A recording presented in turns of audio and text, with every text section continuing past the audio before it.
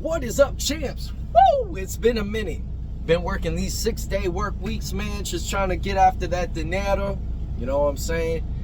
And blue collar brothers, we get no love. And recently watched this one video, and they played a part in it where the craziest part is like a balloon popping thing. And the guy said, he was like, so he did it way too much. I would just say I'm a truck driver. But he was like, I'm a professional transportation something driver. I was like, okay, that's just a fancy way to say you're a truck driver. But the girl popped the balloon, and my thing is that he was sitting there going back and forth. Maybe I just have low, number one, I don't want to talk longer than I have to other than to a camera. But I'm like, bro, why are you even going back and forth with this? Like, this is stupid. Just leave it alone. That's it. Just leave it alone. But he went back and forth with her and whatnot, and I was just like, all right, whatever, man. But blue collar brothers, they don't get no love because for some reason women believe that we don't make money. You're broke. You're broke. You're broke. And it's funny. It's really funny because I'm sitting there like, okay. I just say okay, you know. I've done white collar jobs and I've done sales. The thing is that if anything, I've done sales a lot more in my life than I've ever done like corporate. I never was in corporate. Never do I ever want to do that. I think that corporate, it is necessary for certain aspects of life, but I think they overinflated that market where even some companies that I know of are cutting that supervisor role down because it doesn't take 5 supervisors over 3 people. Like, I don't get that, but they done it. And so I've done it, and sales is definitely a scalable, you know, field. But I'd rather sell something personal to me, which we're about to release something. I just got things on the works, nothing too fast, but we'll release something. But I'd rather sell for myself rather than, you know, the somebody else to make them rich. And to me, I realized that selling you should never have to push to sell anything that a person has not already shown interest in. So the person, like I was a extra space storage, right, as a property manager, and we do have a selling aspect of, okay, hey, you know, you have to buy a lock or something like that. They made it to where you have to buy the lock, but give me a second. But at one point, like, you would get a commission if you would sell a lot of the store products. And I was good at it. I say, you know, hey, instead of having to go to like Walmart or all of these other places, why don't you just, we can go ahead and just get you checked out here. We have our bundle box right here, like for $100. You might think that, oh, I don't need that, but I'm going to tell you, this material in these boxes, people don't understand. If you get the U-Haul, has anybody got like a U-Haul box? I know I'm going off subject, but if you ever got a U-Haul box, those things are very flimsy boxes typically. And so, you know, I even pride that extra space. The boxes are tough. They're actually going to hold your items. You don't have to worry so much as to moving them around, than rather, you know, some of your more Walmart boxes and stuff like that, because of the material. It's very important. And I used to do a reselling business on eBay, and I would have my items, like clothing items, in a specialized kind of box, and they're expensive to get these types of boxes made for you.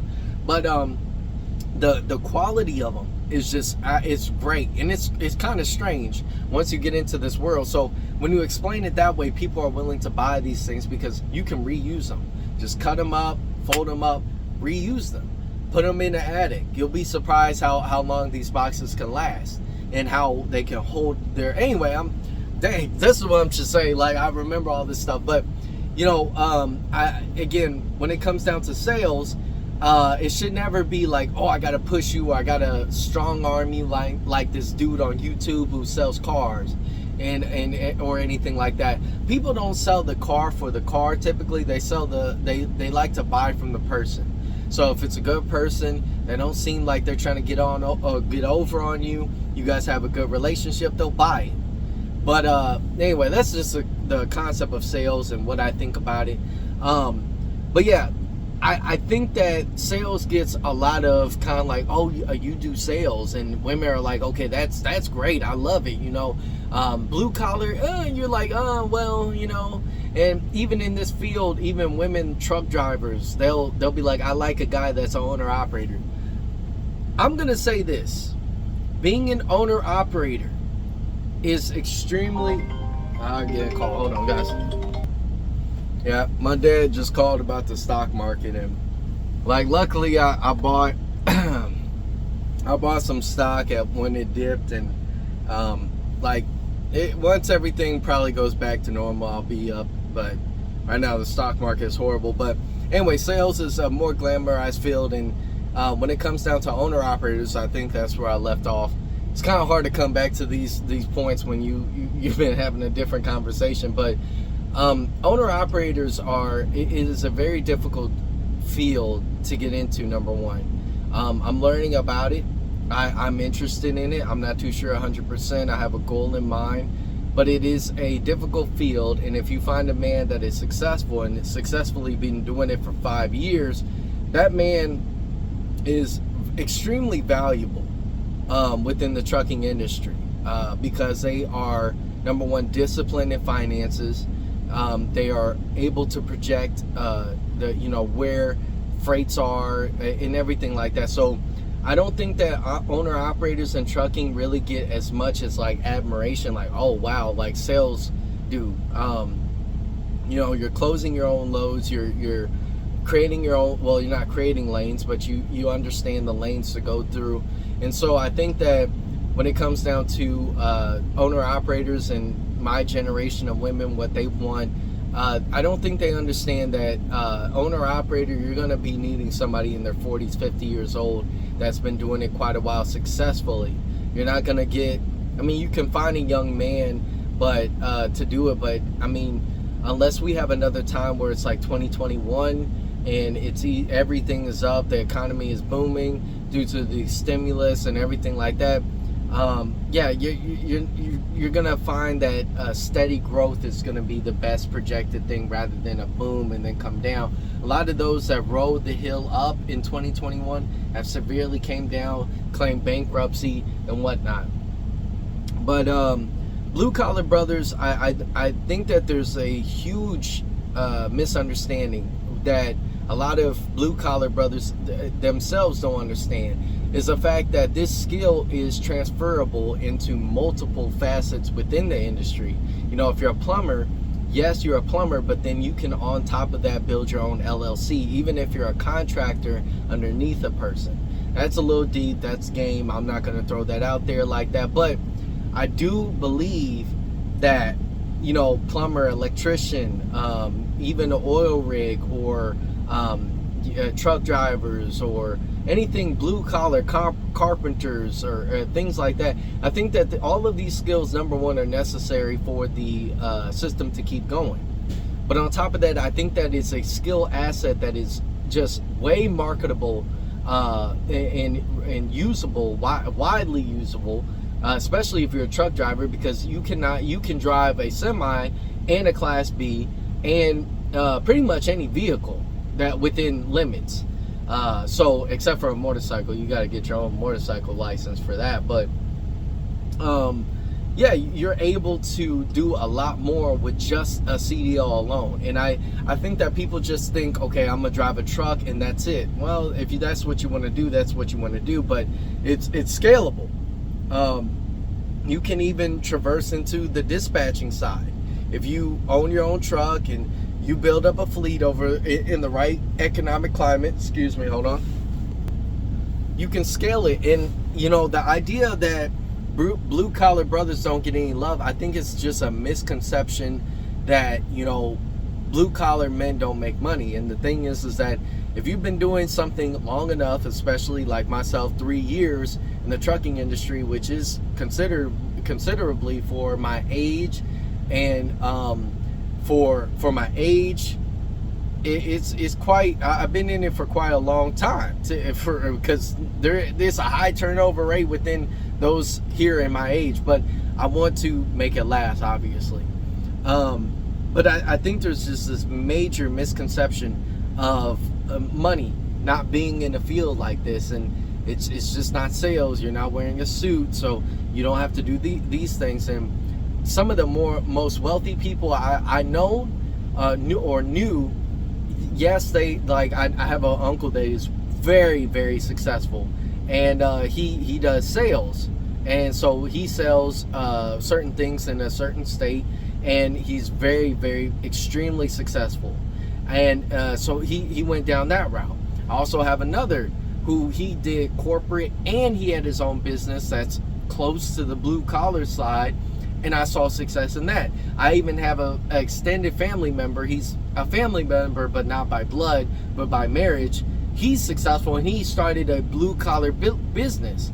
So I don't believe that you can get rich working for a company. I definitely don't believe that, but I do believe that you can get rich by taking the skills that you have, creating an asset out of it, by building up years into it, and then blue collar brothers can then be successful. But again, that stipulation of that, oh, we're not successful, that, you know, we don't make money, it's a dirty field, that you're always at work, or you're a slave.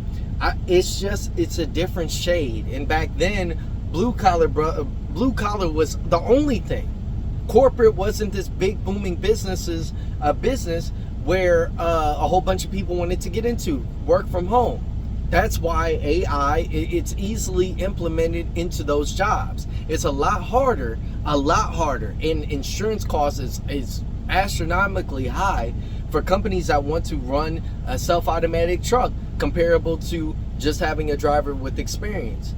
It just makes sense. If a company right now, at this time point, if somebody said, hey, well, we have a driver with 3 years experience with no accidents, knock on wood, and everything like that, versus a self-automatic driving truck, we don't know, we're still testing it out, it's only been a year, 2, 3, even 5, even 10 years, I think an insurance company would be like, okay, we'd rather have a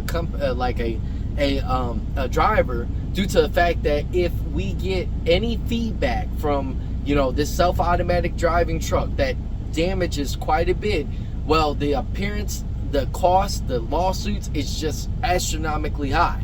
It's just crazy. So the concept, back to the blue collar brother gets no love, is that yeah, it's just a field that a lot of women don't understand. And even women that are in this, they still want an owner operator, and they don't understand how hard it is to be a successful owner operator. You just, like, I think that a lot of times the videos I've seen of women that are truck drivers, are some that they don't do this, but quite a lot of them do, when they have the booty shot out or cleavage shot out, and then they get, you know, maybe $300-400 from a video, and then they upload maybe twice a week, so they're making $800 a week. They can subsidize it if they're smart and put it into their business. Now, somebody like me, no dude ain't gonna click on this video to see my you know. So it's a little bit more difficult to go into that field. You have to have your finances in order. I have nothing to back up, you know. My looks ain't gonna really bring in money, okay, unless I was a model. But it is what it is. I'm not. So thank you guys so much for watching. Hopefully this video really breaks down the concept of, you know, truck driving and blue collar brothers not getting any love. I will catch all of you in the next one. Peace.